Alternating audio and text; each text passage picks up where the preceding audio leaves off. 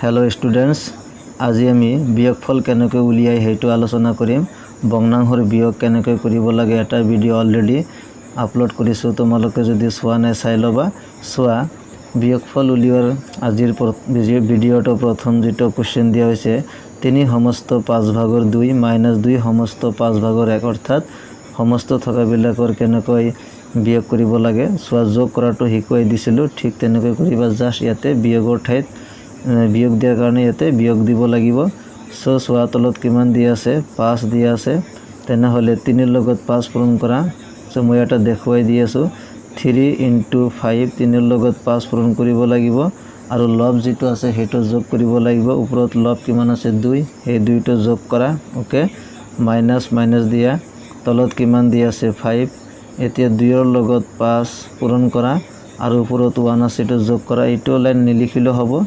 মই বুজাই দিয়াৰ কাৰণে এটো লিখি দিছো তোমালোকে ডাইৰেক্ট কৰিব পাৰিবা সো তলত কিমান 5 3 ৰ লগত 5 পূৰণ কৰিলে কিমান 15 প্লাস 2 ওকে মাইনাস তলত কিমান 5 2 ৰ লগত 5 পূৰণ কৰিলে 10 প্লাস 1 ওকে এতিয়া চোৱা তলত কিমান 5 15 প্লাস 2 কিমান আহিব 17 মাইনাস তলত কিমান 5 10 প্লাস 1 কিমান আহিব 11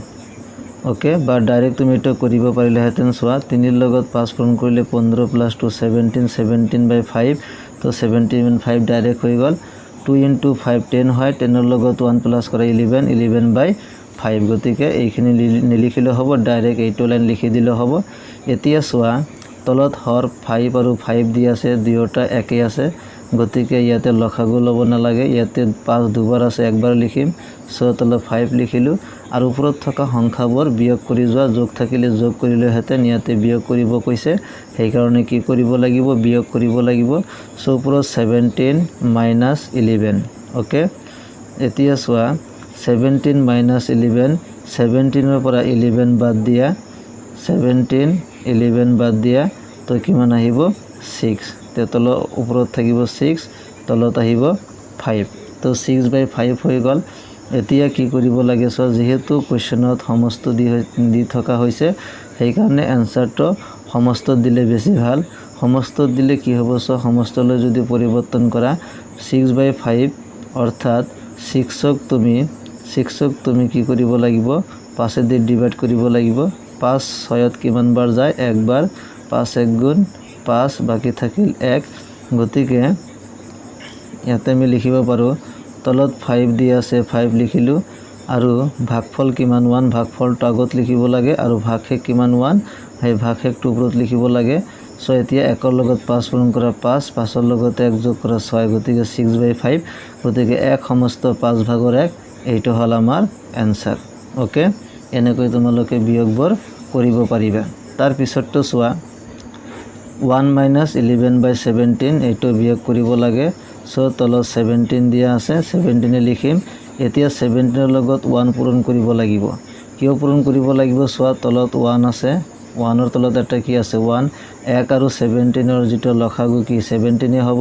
এতিয়া 1 17 ৰ ভিতৰত কিমান বাৰ যায় 17 বাৰে যায় 70 ৰ লগত 1 পূৰণ কৰিলে 17 এ আহিব গতিকে হেনেকৈ তুমি কৰিব পাৰা 17 ৰ লগত 1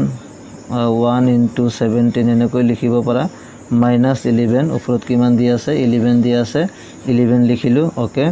সো তলত আহিব 17 1 ৰ লগত 17 পূৰণ কৰিলে 17 - 11 ওকে সো সমান সমান তলত 17 17 ৰ পৰা 11 বাদ দিলে কিমান থাকিব 6 থাকিব গতিকে 6/17 এইটো হল আমাৰ आंसर ইয়াত সমস্ত লোৱাৰ দৰকাৰ নাই যেহেতু आंसरত সমস্ত দিয়া নাই গতিকে 6/17 এটো কটাকটি না যায় কটাকটি গলে কটাকটি কৰিব লাগিল হেতেন কিন্তু যেহেতু এটো ক্যান্সেল না যায় গতিকে এইটো হল আমাৰ आंसर নেক্সট চোৱা 3 সমস্ত 7 ভাগৰ 3 - 2 সমস্ত 7 ভাগৰ 5 এটো বিয়োগ কৰিব লাগে চোৱা তেনে হলে তলত 7 এতিয়া 3 ৰ লগত 7 কি কৰিব লাগিব পূৰণ কৰিব লাগিব